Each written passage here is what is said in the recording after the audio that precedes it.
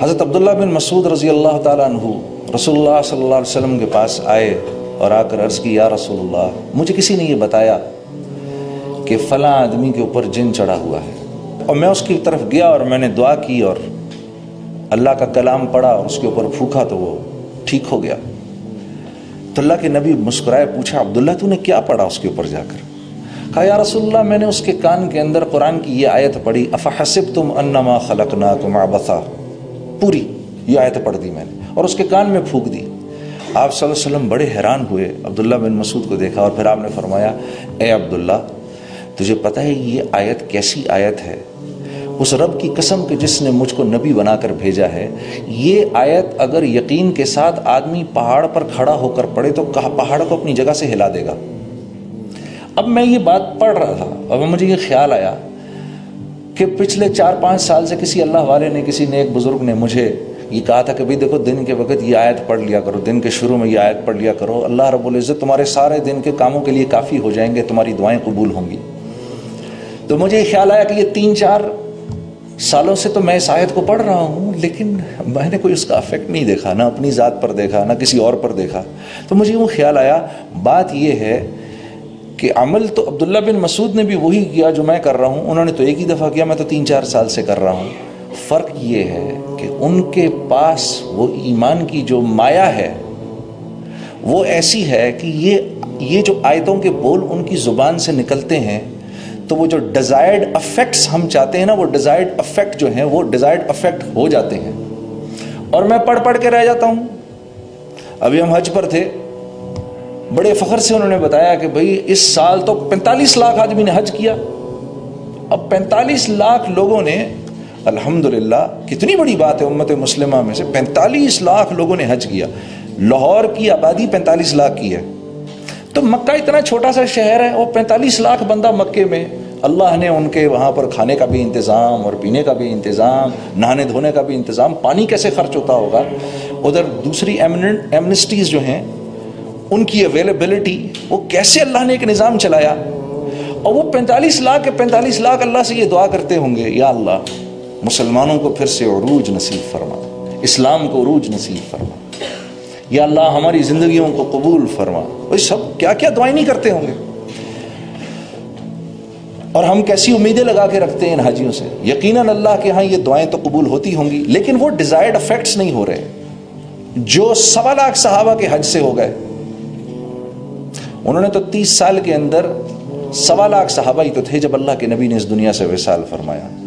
تو ان کے دنیا سے چلے جانے کے 30 سال کے بعد مسلمان 3 بر اعظموں کے بادشاہ بن گئے، 3 بر اعظموں کے بادشاہ بن گئے۔ کیا ہوا؟ فرق کیا ہے؟ وہ ایمان کی کمی فرق ہے میرے دوستوں، اور کوئی نہیں۔ اعمال وہ بھی وہی کرتے ہیں، وہ بھی وہی کرتے تھے جو میں اور آپ کر رہے ہیں، بلکہ ہم زیادہ کر رہے ہیں۔ عبداللہ بن مسعود ایک دفعہ تابعین کی ایک جماعت بیٹھی ہوئی تو ان سے فرمانے لگے اے تابعین کی جماعت، آج تم لوگ روزے بھی زیادہ رکھتے ہو، نماز بھی زیادہ پڑھتے ہو، قرآن بھی زیادہ پڑھتے ہو۔ صحابہ اتنا نہیں کرتے تھے، لیکن اللہ کے ہاں وہ بڑے مقبول لوگ تھے۔ فرق کیا ہے؟ فرق کیا تھا کہ ان کے دل دنیا کی لذتوں اور اس کی حب جا اور حب مال سے ان کے دل خالی تھے،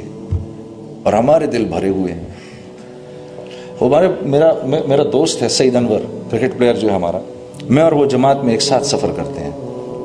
تو وہ ایک بات اکثر کہتا ہے اور بڑی اچھی بات وہ کہتا ہے۔ وہ یہ کہتا ہے دیکھو ایک کنواں ہے نا جس میں پانی ہے،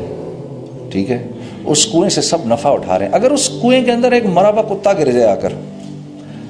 ایک مرا ہوا کتا ہی تو ہے، اتنا بڑا کنواں ہے، وہی اتنا پانی بھرا ہوا، ایک مرا ہوا کتا ہی ہے، اب مجھے بتاؤ ہم میں سے کیا کوئی بھی اس کنویں سے کوئی نفع اٹھا سکتا ہے؟ نہیں اٹھا سکتا۔ آپ اس میں پانی پہ پانی بھرتے رہو، کوئی نہیں۔ لوگ کہیں گے 1 منٹ رکو، سب سے پہلے اس مرے ہوئے کتے کو باہر نکالو، اس کو باہر نکالو، اس کے باہر نکل جانے کے بعد اب جو تم چاہتے ہو وہ ہو جائے گا۔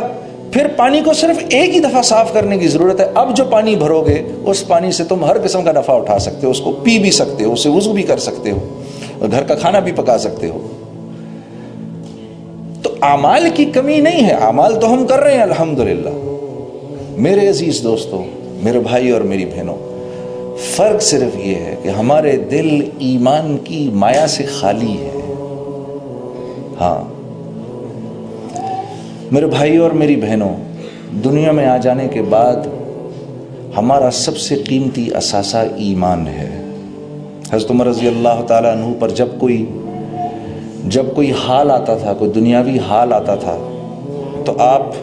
اللہ سے بہت شکر کرتے تھے، یا اللہ تیرا لاکھ لاکھ شکر ہے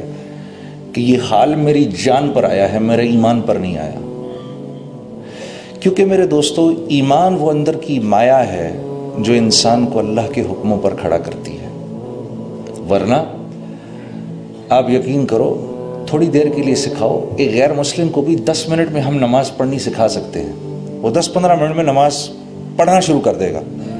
اسی طریقے سے تکبیر تحریمہ کرے گا، ہاتھ باندھے گا، کھڑا رہے گا، اسی طریقے سے رکوع میں چلا جائے گا، اسی طریقے سے سجدہ بھی کر لے گا۔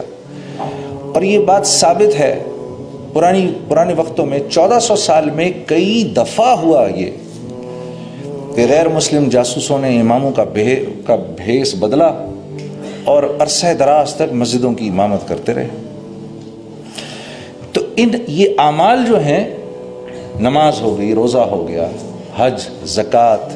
اچھے بول، میٹھا بول، اچھے اخلاق، اچھے معاملات، اللہ کے ہاں ان کی قیمت اسی وقت لگتی ہے جب دل کے اندر ایمان ہو، ورنہ اللہ کے ہاں ان کی کوئی حقیقت نہیں ہے۔ تو میرا آپ کا سب سے قیمتی اثاثہ ایمان ہے۔ ابھی کچھ دن پہلے میں ایک چیز پڑھ رہا تھا کہ اچھا، میری ایک گزارش ہے بھائی، جتنی دیر میں بات کروں بھائی، کوئی تکبیر اور نعرے نہیں لگانے یہاں پر، ہاں ذرا تھوڑی دیر آپ کی مجھے توجہ کی ضرورت ہے، کیونکہ میں دنیا کے اس وقت اتنے سارے کام چھوڑ کے آپ کے پاس آیا ہوں کہ میں آپ کو بتا نہیں سکتا، اور میں کیونکہ یہاں پر آنے کی ضرورت سمجھتا تھا، اس لیے بڑی ضروری اپوائنٹمنٹس میں نے کینسل کی ہوں، پھر میں یہاں آیا ہوں۔ اور یہ میں آپ کو اس لیے، میں کوئی بڑی بات نہیں کر رہا، یہ میں آپ کو اس لیے بھی بتا رہا ہوں کیونکہ میں یہ اپنی ذمہ داری سمجھتا ہوں کہ آپ سب حضرات جو ہیں یہ اس ملک کے کل کے معمار ہیں، اور نہ صرف یہ کہ پاکستان بلکہ پوری امت مسلمہ کی باغ ڈور کل آپ کے ہاتھ میں ہونی ہے۔ اور میری دل و جان سے آپ کے لیے دعا ہے کہ اللہ رب العزت آپ لوگوں سے اپنے دین کا کام لے، کیونکہ جس کے لیے اللہ نے یہ فیصلہ کر لیا کہ میں نے اس سے کام لینا ہے، یقین کرو میرے دوستو، آپ ذرہ کریں گے اور اللہ آپ سے ایسے کام لے گا، آپ ایک قطرہ کام کریں گے، اللہ آپ سے کام ایسے لے گا جیسے سمندر سے لیتا ہے۔ وہ اس کی اپنی مرضی پر ہے، آپ میں سے کس کو چن لے، ٹھیک ہے؟ یوں اگر ہم زور لگائیں تو کسی کو 2 رکعت نماز بھی نہیں پڑھا سکتے، ہاں، لیکن اگر اپنی زندگی کو ٹھیک کرنے کا فیصلہ کر لیں تو پھر اللہ کی طرف سے آسمانوں پر چناؤ ہوتا ہے کہ اس نے اپنے آپ کو ٹھیک کرنے کا ارادہ کر لیا، اس لیے اب ہم اس کی ذات کو، اس کی زندگی کو اوروں کی ہدایت کا ذریعہ بنائیں گے۔ یہ ہے سارا معاملہ۔